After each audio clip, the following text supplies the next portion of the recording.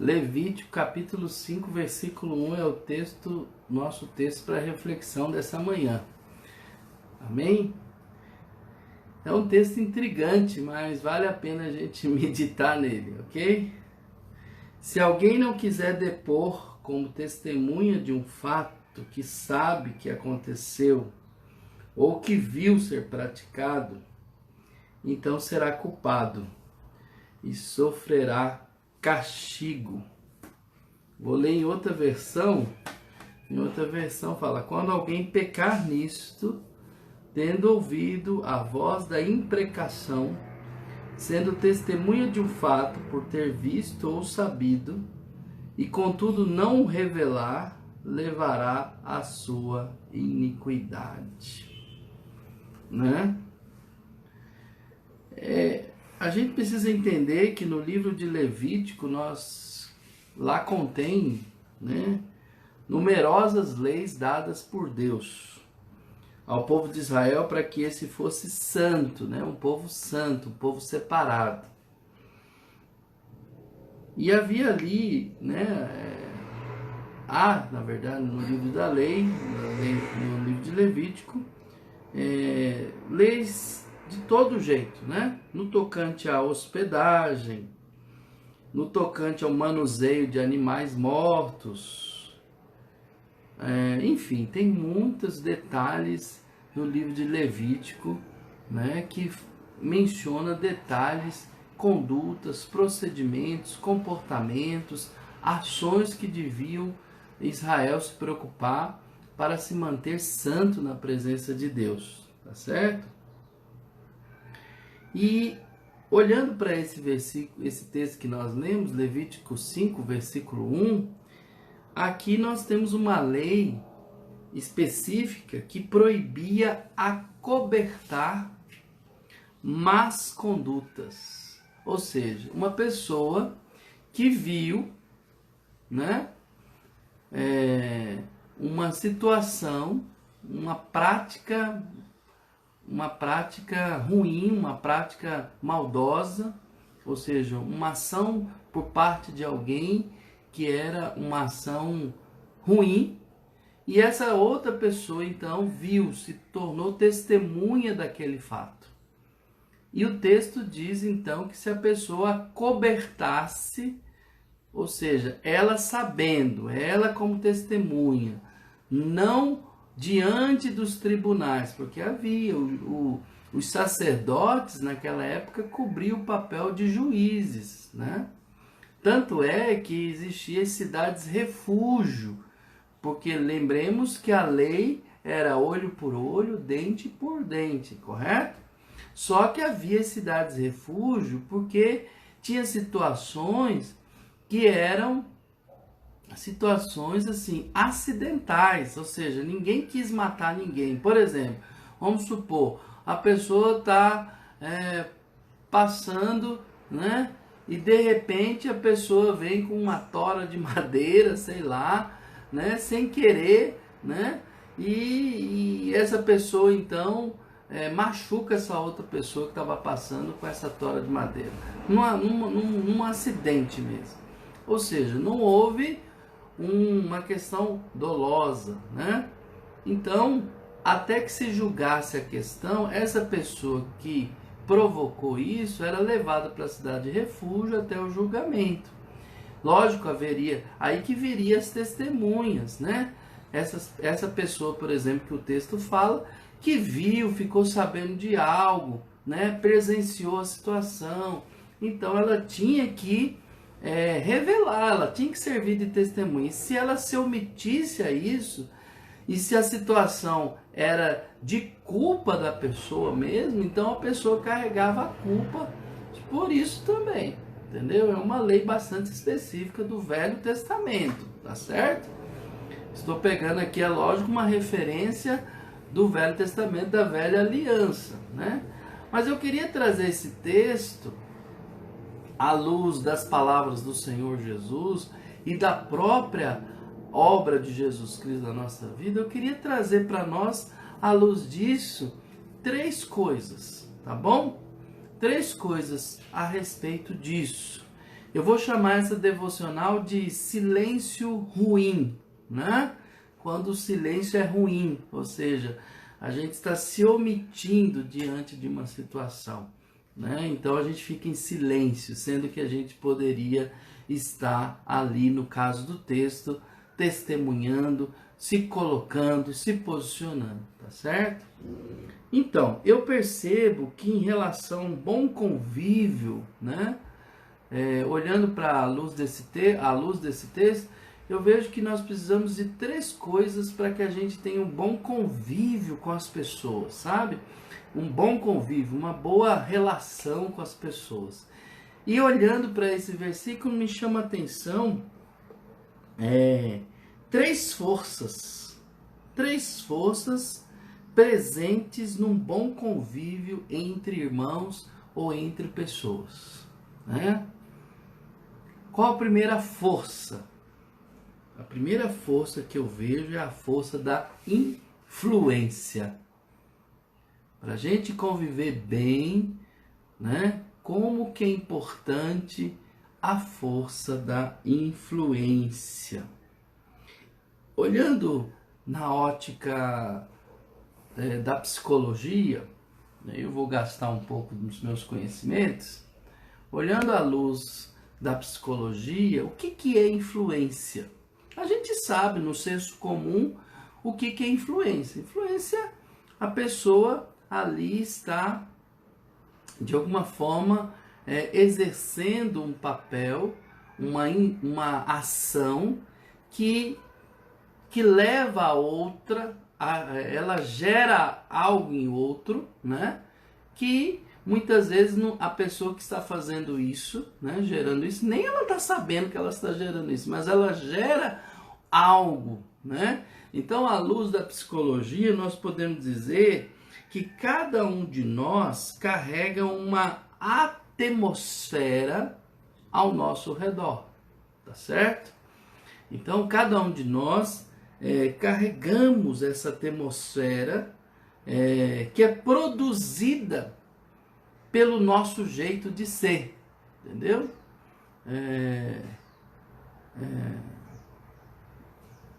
Isso é inerente das condições, da formação, enfim, do jeito da pessoa. Não é verdade? Às vezes você nem conhece muito aquela pessoa da televisão mesmo, você não tem convívio com ela, assim, tal, mas quando você assiste os programas dela e tal, você percebe que ela gera, nela, algo que gera em você uma ação, né? Gera em você o que a palavra mesmo diz, influência, né? Então, isso é do jeito de cada um. Ao contrário também, a influência também existe, né? Podemos chamar de uma influência negativa, né? Então, eu queria salientar isso usando uma pessoa, uma figura, um exemplo aqui, uma historinha para a gente exemplificar isso.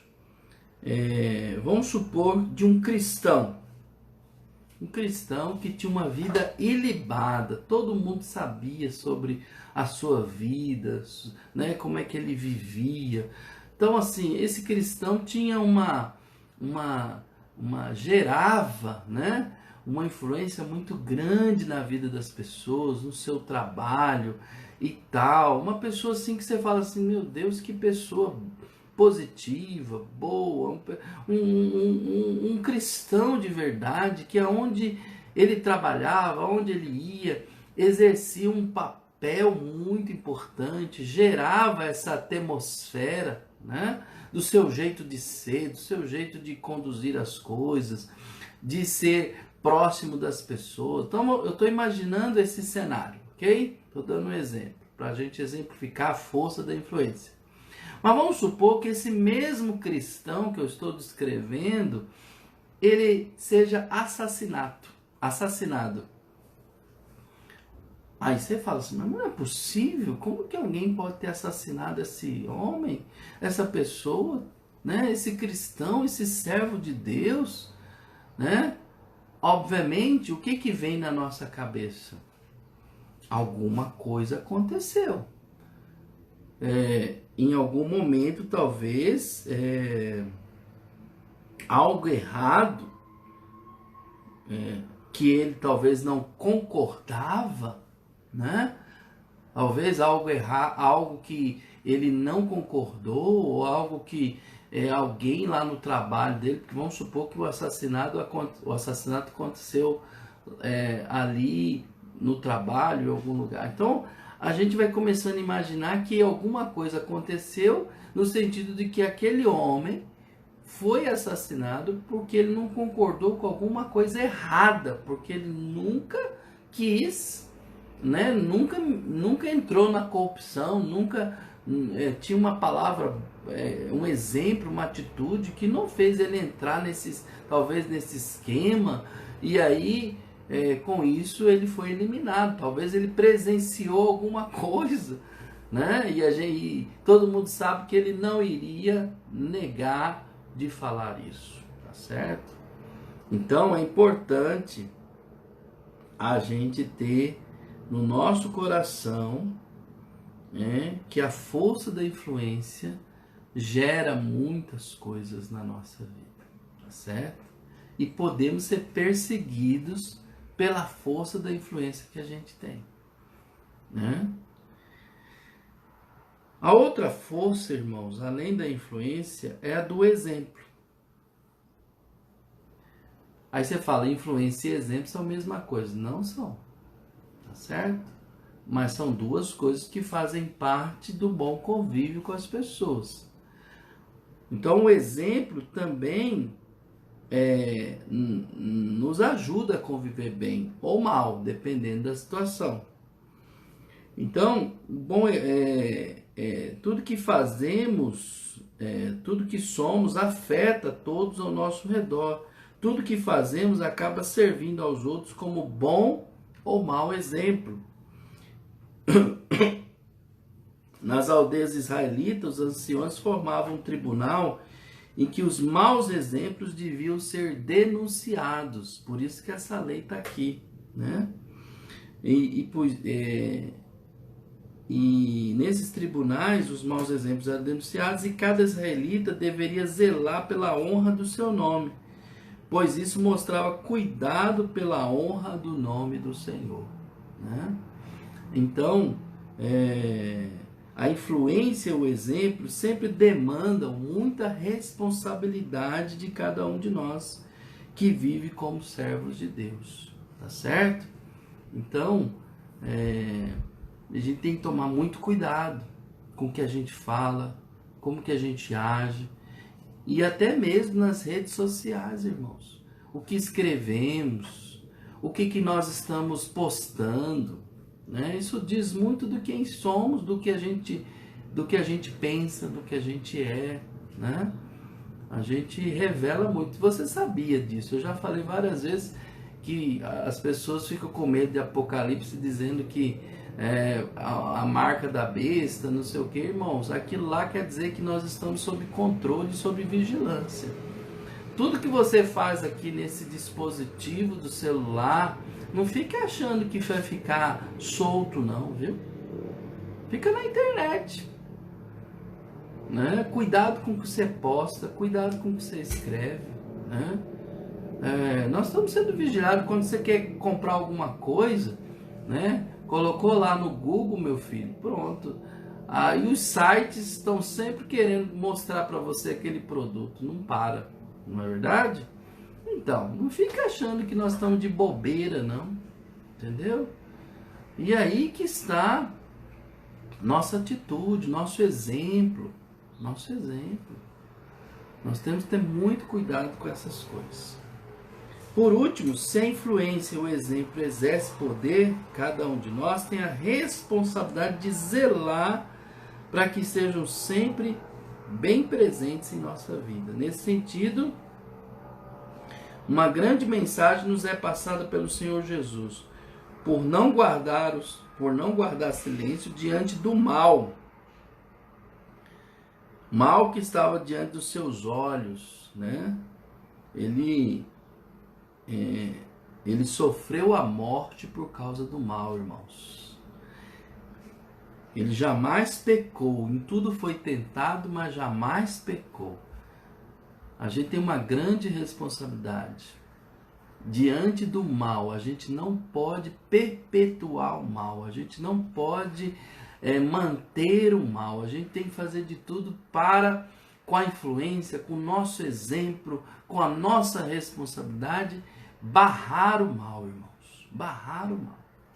Por isso, quando você sentir raiva de alguma coisa, quando você se sentir incendiado por uma indignação, é nessa hora que você tem que vigiar, meu irmão.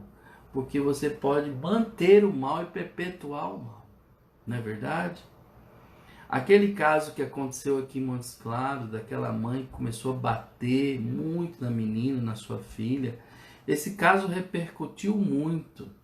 E esse vídeo da mãe batendo na filha repercutiu no Brasil, no mundo. Luciano, que trabalha no Conselho Tutelar, pode dizer aí quanto que isso repercutiu. Até para mim, aqui em casa, repercutiu. 2 pessoas, uma de Jundiaí, um pastor de Jundiaí, e um irmão lá de Guarulhos, conseguiram meu contato através do Facebook, me ligaram, né, querendo saber informações daquele caso, daquele vídeo, querendo saber o que aconteceu, né, se podiam ajudar. Tem um pastor até que mandou um dinheiro aí na conta da nossa igreja para a gente dar para essa família. Assim que passar essa situação aí, eu e Luciano vamos estar vendo isso. Vamos pegar esse dinheiro que foi dado, que não é nosso, né? Foi só usado para a gente mediar. Então, assim, você vê como que as coisas, né, vai. E olha, irmãos, o mal tá aí. Eu tenho compaixão tanto dessa menina chamada Yasmin, é motivo de oração, né, que hoje está sob a tutela da tia. Mas nós temos que orar por essa mãe. Essa mãe também, ó, precisa de misericórdia de Deus, precisa de ajuda. Ela, quando fez isso, ela estava gritando por algo. Não sabemos o que é, talvez nem ela saiba. Irmãos, tudo que a gente puder fazer, porque quando a gente não barra o mal, a gente perpetua o mal com várias saídas, de várias formas. Às vezes nós descontamos no outro da nossa casa por algo que não é nem merecido por ela, é coisas nossas, é o mal, a raiva, a indignação, sei lá o que é, que precisa ser investigado psicologicamente, às vezes, né? Para a gente poder entender o que está acontecendo com as pessoas. Isso é o mal, gente. Cuidado. Temos que conviver bem com as pessoas, e a nossa influência, nosso exemplo e o zelo, né? Que a terceira força é essa, é o zelo com tudo isso, o cuidado com tudo isso, o zelo com a gente mesmo, o zelo com o outro. E o exemplo maior sempre foi Jesus, irmãos. Jesus tinha a atitude certa, para a hora certa, para o momento certo, com as pessoas certas. Irmãos, quem mais Jesus chamou a atenção na palavra de Deus? De qualquer um? Não. Ele chamou a atenção de fariseus, chamou eles de hipócritas, chamou eles de muita coisa. Jesus não tinha uma palavra melhor para falar para os fariseus, diante da hipocrisia, diante da mentira, diante da vida de falsa religiosidade, de falsa humildade. Ele pegava pesado com os fariseus. Mas ele fazia isso com todo mundo? Não, ele fazia com o grupo certo, na hora certa, do jeito certo. Quando um fariseu fazia uma coisa certa, ele elogiava, né? Como, por exemplo, nós temos ali o Arimateia, que ajudou. Nós temos ali no capítulo 3 de João, me fugiu o nome dele, Jesus amado, acho que eu estou cansado. Deixa eu achar aqui. Nicodemos, né? Também ele era do Sinédrio. E ele Jesus deu toda a atenção para ele, né? E não chamou ele de hipócrita, não chamou ele aqui nesse contexto, não. Tinha um momento certo, a hora certa, o jeito certo. Com os cambistas lá no templo, por que ele agiu daquele jeito? Porque ele tinha que agir daquele jeito. Naquela hora tinha que agir daquele jeito, derrubando as bancas e tal, né? Foi, eu acredito que foi um dos momentos assim, né? Mais fortes, né? Das ações de Jesus. E ele fazia isso sempre? Não. Olha como que eu chamo isso de maturidade, é a capacidade da gente lidar com as pessoas na medida certa, na hora certa, do jeito certo. Quando a gente vai falar com uma criança, você vai falar com a criança igual você fala com um adulto? Não. Por quê? Porque a criança precisa de outra atenção. Então, para aquele momento, para aquela situação, para aquela pessoa, existe isso. Então a gente precisa muito disso. Isso tem a ver com a nossa influência, tem a ver com o nosso exemplo, tem a ver com o nosso zelo, né? Tem a ver com a responsabilidade que a gente tem. A gente sempre empurra essa responsabilidade para o outro, né? O outro que tem que ter. Não, essa responsabilidade é de todos nós. Todos nós temos que ser cuidadosos, né? Com a nossa influência, com o nosso exemplo e com o nosso zelo. Jesus jamais pecou, irmão, jamais, em nenhum momento ele pecou. Em tudo foi tentado, diz lá, em tudo ele foi tentado, mas jamais pecou, certo? Sua vida foi sempre um juízo contra o mal que o cercava. A vida de um justo é sempre uma denúncia contra o pecado. Então, queridos, eu termino essa live um pouco reflexiva, né? Bastante diferente das outras lives, mas eu acho que é importante a gente refletir dentro desse momento como que nossas atitudes, como que nossa influência, como que nosso exemplo, como que o nosso zelo fala muito, né? Tanto no sentido bom, como também no sentido ruim. Espero que não seja no sentido ruim, mas que seja sempre no sentido bom, tá certo? É isso que fará com que a gente fique sempre melhor, irmãos. Não é querendo viver para agradar todo mundo, não é isso. Mas saber ser você mesmo, com coerência, né? Com coerência, com atitude de um bom servo de Deus. Amém? Irmãos, um Abacuque bem grande, né? Até as 3:30 da tarde, juntos estaremos, tá certo? Com as forças renovadas, né? Na presença de Deus. Em nome de Jesus. Tchau, tchau.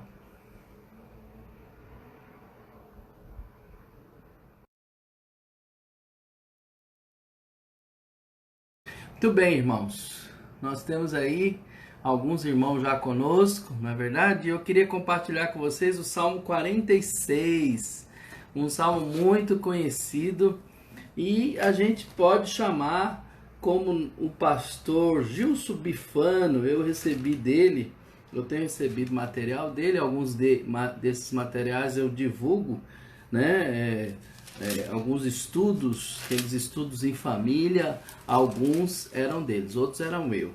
E o pastor Gilson Bifano escreveu um texto batizando esse Salmo 46, o Salmo da Covid-19. Por que ele falou isso, né? O Salmo da Covid-19. Vamos entender, eu vou usar o texto dele nessa tarde para nossa reflexão nesse salmo. Mas antes vamos ler o salmo. Salmo 46 diz assim: Deus é o nosso refúgio e fortaleza, socorro bem presente nas tribulações. Portanto não temeremos, ainda que a terra se transtorne e os montes se abalem no seio dos mares, ainda que as águas tumultuem e espumejem, e na sua fúria os montes se estremeçam. Há um rio cujas correntes alegram a cidade de Deus, o santuário das moradas do Altíssimo. Deus está no meio dela, jamais será abalada. Deus a ajudará desde antemanhã. Bramam nações, reinos se abalam, ele faz ouvir a sua voz e a terra se dissolve. O Senhor dos exércitos está conosco, o Deus de Jacó é o nosso refúgio. Vinde, contemplai as obras do Senhor, que assolações efetuou na terra. Ele põe termo à guerra, até aos confins do mundo. Quebra o arco e despedaça a lença, queima os carros no fogo. Aquietai-vos e sabei que eu sou Deus, sou exaltado entre as nações, sou exaltado na terra. O Senhor dos exércitos está conosco, o Deus de Jacó é o nosso refúgio. Muito bem, queridos. O pastor Gilson Bifano, do qual vou colocar aqui o texto dele, ele batizou esse salmo da Covid-19 porque esse salmo marca a história do cristianismo. Esse salmo foi o salmo que serviu de inspiração para o hino Castelo Forte. Sabe aquele hino que a gente tem no cantor cristão, Castelo Forte, composto pelo Martinho Lutero, né? E também ele estava atravessando um período crítico, possivelmente na mesma época do cerco que houve em Viena, em 1529, né? Então, esse Salmo 46 é que trouxe inspiração para Martinho Lutero, para o enfrentamento daquela situação e para que ele pudesse, então, ali, né, ser todo a liderança da reforma protestante, né? A gente sabe que ele enfrentou muitas lutas, muitos problemas, e o hino expressa essa guerra, né? Essa luta. Muito bem. Então, eu disse para vocês aqui que o contexto desses textos bíblicos é muito importante, né? Para a gente compreendê-lo. E aqui, qual que é o contexto que nós temos do Salmo 46?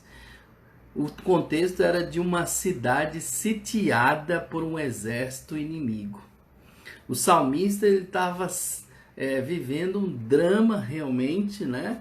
E aqui nós sabemos que o Salmo 46, que lemos, foi escrito aqui pelos filhos de Corá, né? Então eles pertenciam à tribo levítica, né? E eles provavelmente sentiram realmente a força, a ameaça, o inimigo mesmo, né? Com muita força ali, cercando, sitiando, né? Não deixando ninguém entrar nem ninguém sair, né? Isso era uma estratégia de guerra naquela época, porque as cidades eram fortificadas, né?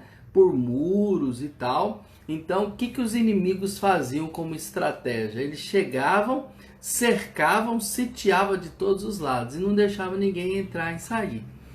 E que isso causava? Causava o enfraquecimento das forças daquela cidade. Por quê? Porque alimento não entrava nem saía, né? Então, em pouco tempo haveria um desabastecimento e passariam fome, enfraqueceriam, né? Ou chegavam ao ponto de se render ou de lutar, e lutar com forças mínimas, né? Tem um episódio no livro dos Reis em que Deus usou 4 leprosos que viviam fora da cidade, né? E que Deus usou como se fosse uma força, né? Deu a impressão que estava vindo um exército, mas eram 4 leprosos que estavam vindo, e conseguiu desbaratar o exército inimigo que estava cercando a cidade. E o profeta Eliseu já tinha dito que Deus traria livramento para aquela cidade. Só que chegou ao ponto da cidade ficar com tanta fome que teve pessoas que estavam vendendo seus filhos, mães vendendo seus filhos para poder comer algo, né? Vender para ser comido, né? Alguma coisa assim, também para a pessoa ter condições de comer algo. Entendeu? Você vê uma tristeza, uma situação caótica que ficou. Então isso era uma estratégia de guerra. Para você ter uma ideia como que o cerco era uma coisa difícil de suportar. Então, olhando para hoje, que sentimentos que nós temos? Não é um cerco também que nós estamos vivendo? Nós estamos aquartelados, nós estamos, né, enclausurados em nossas casas, nós não podemos sair, não podemos pensar numa viagem, não podemos fazer nada, né? Temos que fazer as coisas assim bem calculadas. Se temos que sair para ir ao supermercado, ou farmácia, alguma coisa assim, é muito difícil. Quem está trabalhando então vai com aquele, né, todo cuidadoso para poder realmente fazer as coisas. Nós estamos também num cerco, né? Nós estamos fechados em nossas casas, nossos apartamentos, com medo pior de um inimigo invisível, né? Se fosse um inimigo visível, tudo bem, mas é um inimigo invisível que está lá fora, que não podemos ver, tocar, mas que todos nós tememos, né? E a gente o chama de Covid-19. Gente, é um vírusinho que para vê-lo, microscópio óptico não pode ver, só um microscópio eletrônico para ver esse inimigo, né? Então, nós podemos observar que aqui nesse salmo também é pintado um cenário de caos, de catástrofe, não é isso? Olha como que o salmista aqui descreve, ele fala assim, né? Em palavras bem fortes, assolação, transtornos, abalos, descreve as forças da natureza realmente, assim, toda caótica, né? Então, por quê? Porque a realidade do salmista era uma realidade de dificuldade, né? Então, estarmos aqui em nossas casas é o mesmo sentimento, né? Então, o sentimento do salmista era um sentimento de desesperança, temor, desânimo, né? Um quadro realmente pintado assim de forma caótica. E viver desse jeito, se a gente não nos cuidarmos mesmo das nossas emoções, da nossa mente, do nosso coração, a gente vai experimentar esses mesmos sentimentos, né? Isso se nós já estamos experimentando, né? E é por isso que eu encontro força para fazer essas lives todos os dias, na esperança de prevenir isso em você, para que você não chegue nesse ponto de tirar o seu coração, né? Tirar o seu sentimento da esperança, da fé e da força em Deus, né? A gente tem que pensar que o mundo ao nosso redor pode estar num caos, mas o nosso coração tem que dizer como salmista: Deus é o meu refúgio e fortaleza. Tem como você repetir aí para mim? Escreve aí para mim, todo mundo que está aqui na minha live, fala assim: Deus é o meu refúgio e fortaleza. Escreve aí. Fala isso para você. Deus é o meu refúgio e a minha fortaleza. Tá certo?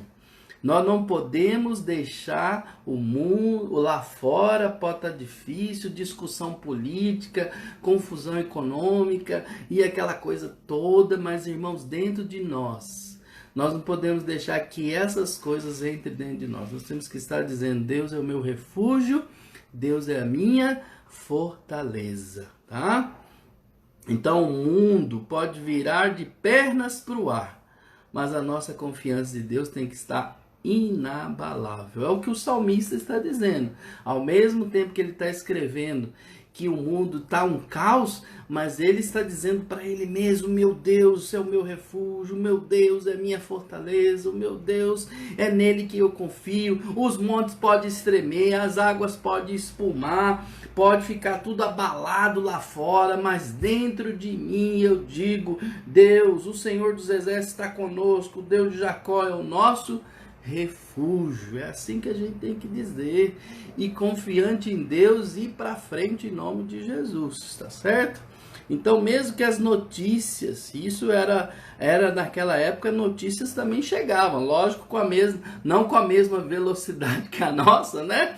Mas lá também tinha seus mecanismos de divulgação de notícias, E as notícias que chegavam também eram notícias difíceis, notícias de morte, né? E tal, de situação, de escassez, de fome e de não sei o que. Vinha notícia, chegava, entendeu? Não tinha como. Notícia sempre caminhou, irmão. Só que hoje em grande velocidade, né?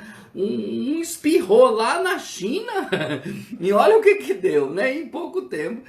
E as coisas, então, vai chegando, as informações são muito rápidas, né? Mas naquela época tinha. E é isso, nesse sentido, que o salmista fala, não, meu coração está em Deus, né? Ele fala assim de uma coisa escura, né? Ele fala de fúria, ele fala de bramido, ele fala da terra, assolações sobre a terra, né? E tantas coisas. Mas ele confiava no Senhor. Ele fala que Deus está no meio dela, jamais será abalada. Deus a ajudará desde antemanhã. Então, ele provavelmente virou uma noite, um dia, né? De uma noite para o dia, assim. E aquela coisa difícil, mas ele ali alimentou seu coração em Deus, né? Então, nós podemos perceber aqui que o salmista nos ensina mais lições, que havia no seu coração a certeza absoluta de que Deus é Senhor de todas as circunstâncias e que Ele está bem perto dos seus filhos e podemos a todo momento nos refugiar nele, pois é para aqueles que o buscam uma torre segura, está no verso 7. Então Deus é a nossa torre, né? Nossa torre segura, nossa torre forte, nosso refúgio. O salmista ainda nos lembra que tudo tem início e fim dentro da permissibilidade de Deus. Então, no verso 9, ele fala assim, ele põe termo à guerra até os confins do mundo, quebra o arco e despedaça a lança, queima os carros no fogo. Ou seja, Deus ele permite as coisas, e tudo que ele permite também tem fim, tá certo? Fim. Né? É isso que o salmista está dizendo, põe termo à guerra, quer dizer, finaliza a guerra. Então isso vai finalizar em nome de Jesus, e o que temos que fazer é tão somente nos aquietar. É o que ele fala, aquietai-vos e sabei que eu sou Deus, sou exaltado entre as nações, sou exaltado na terra. O que ele quer dizer? Ele fala, parem de lutar e descanse em Deus.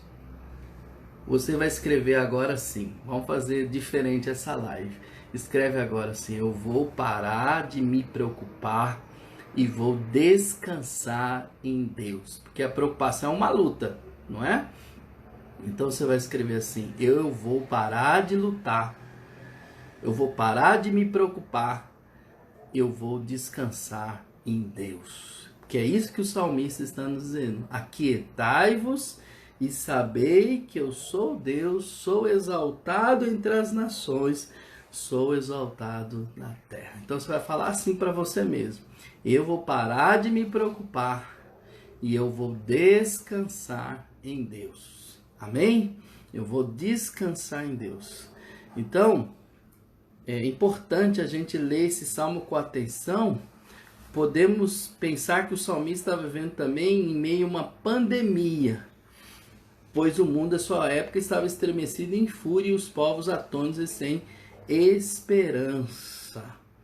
Então podemos imaginar esse texto dessa forma, né?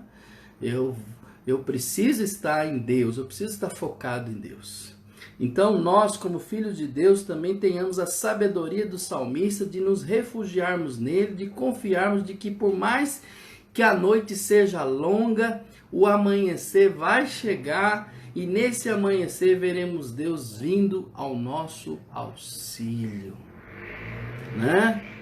Ao nosso auxílio. Que aproveitemos esse tempo então para chamar as pessoas ao nosso redor para que contemple as obras de Deus e seus feitos. Nessa guerra contra o caos, provocada por um vírus denominado Covid-19, jamais nos esqueçamos de que o Senhor dos Exércitos está conosco e com nossa família, e que somente Ele é a nossa torre segura, é nele que nos refugiamos. Para a glória de Deus. Eu acho que uma irmã aí passou rápido aqui para mim, mas disse que ela já fez essa oração há um tempão. Isso mesmo, irmã. Nós tínhamos, na verdade, quem já fez e está tranquilo, amém, continue. Se você está apreensivo, adote essa oração e fique tranquilo, fique em paz, fique na presença de Deus, né? Foque seu coração no Senhor, descanse em Deus, não deixe o coração ser tomado pelas coisas que está acontecendo, como se isso fosse a descrição do momento. Não é. Deus é o nosso refúgio e nossa fortaleza. É nesta palavra, é em Deus, é no Senhor que nós temos que estar a cada dia. Amém? Eu tenho certeza de que Deus fará grandes coisas depois disso. Eu sei que há muita gente falando, né? O cerco já chegou, sei lá o que, o mundo nunca mais será o mesmo. Eu leio todas essas coisas, me manda, eu leio, e eu fico lendo, mas sempre com meu coração em Deus, sabendo que nada, mas nada mesmo fará eu abandonar o Senhor, ou desistir do Senhor, ou deixar de acreditar nas promessas dele, né? Então a gente tem que estar realmente focado. Esse salmo é o salmo do momento. Deus é o nosso refúgio e nossa fortaleza. Amém? Então eu estou certo de que nada vai mudar a vontade de Deus, irmãos. A vontade de Deus é soberana, o querer do Senhor é soberano, nada vai atrapalhar isso. Pode ser para nós meio confuso tudo isso, mas para o Senhor é maravilhoso. Amém? Vem estar com o coração em paz, em Senhor, em nome de Jesus. Amém? Fique com Deus, um grande abraço. Tchau, tchau.